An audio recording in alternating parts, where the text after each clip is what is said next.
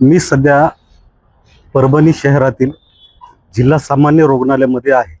गेल्या अनेक दिवसापासून सिव्हिल हॉस्पिटलमध्ये स्वच्छता आणि इतर कामाविषयी अ, प्रशासनावर नाराजगी व्यक्त केल्या जात आहे. आपण बघू शकतो या ठिकाणी गेल्या अनेक दिवसापासून व्यवस्थितरित्या कचरा वगैरे उचलला जात नाही.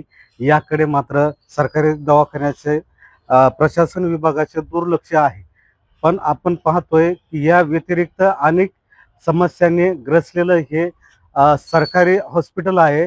आपण पाहूया मनामध्ये या आज गेल्या अनेक दिवसापासून म्हणजे अनेक दिवसांपेक्षा म्हणण्यापेक्षा गेल्या अनेक वर्षापासून ही लिफ्ट लिफ्ट बंद असल्याचे बोलले जात आहे. येणाऱ्या जाणाऱ्या जे रुग्ण आहेत त्यांना नेण्यासाठी कुठलीही व्यवस्था या बालरुग्ण विभागामध्ये नाहीये.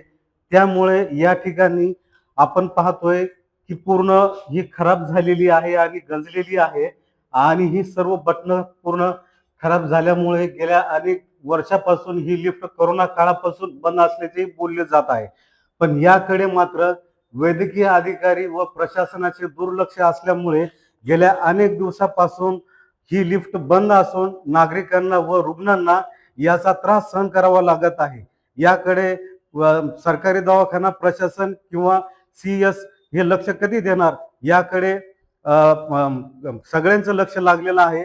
मी विष्णू सायगुंडे, LS मराठी, परभणी.